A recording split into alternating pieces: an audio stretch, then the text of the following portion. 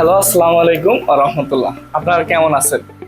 আজকে আমি এসএসসির অর্থাৎ নবম দশম শ্রেণীর ফিজিক্সের তৃতীয় অধ্যায়টা নিয়ে একটু আলোচনা করব। এটার অনশট ক্লাস নিয়ে আলোচনা করব। আজ এরা কোনো প্যাচালই পারবো না। তো এই অনশট ক্লাসটা দেখলে আপনারা ইজিলি ফিজিক্সের ম্যাথের মধ্যে ইনশাল্লাহ কোনো প্রবলেম থাকবে না। ঠিক আছে?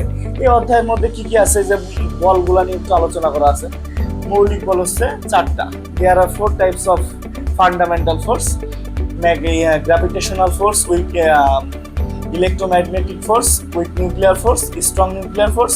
এগুলো বাংলাতে আছে। আপনারা চেষ্টা করবেন বাংলার পাশাপাশি ইংলিশটাও শেখার জন্য। ঠিক আছে? তারপরে নিউটনের সূত্রগুলো আছে, 3টা সূত্র। প্রথম সূত্রটা কি, যে বাহ্যিক কোনো বল প্রয়োগ না করলে স্থির বস্তু স্থির থাকবে, গতিশীল বস্তু সুষম গতিতে চলতে থাকবে। আর দ্বিতীয়টা, বস্তুর ভরবেগের হার প্রযুক্ত বলের সমানুপাতিক, ভরবেগের পরিবর্তনের হার প্রযুক্ত বলের সমানুপাতিক। আর তৃতীয়টা হচ্ছে প্রত্যেক ক্রিয়ারই সমান এবং বিপরীত প্রতিক্রিয়া রয়েছে।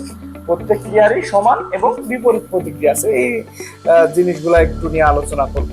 তো আমার সাথেই থাকেন। ঠিক আছে? কোথাও যায় না, ধৈর্য সহকারে ক্লাসটা করেন। আমি আপনাদের কথা দিতেছি যে ইনশাআল্লাহ ম্যাথে আপনাদের কোনো প্রবলেম হবে না। ঠিক আছে? আমি একদম ভালো করে ক্লিয়ার করে ম্যাথগুলো করানোর চেষ্টা করব ইনশাআল্লাহ।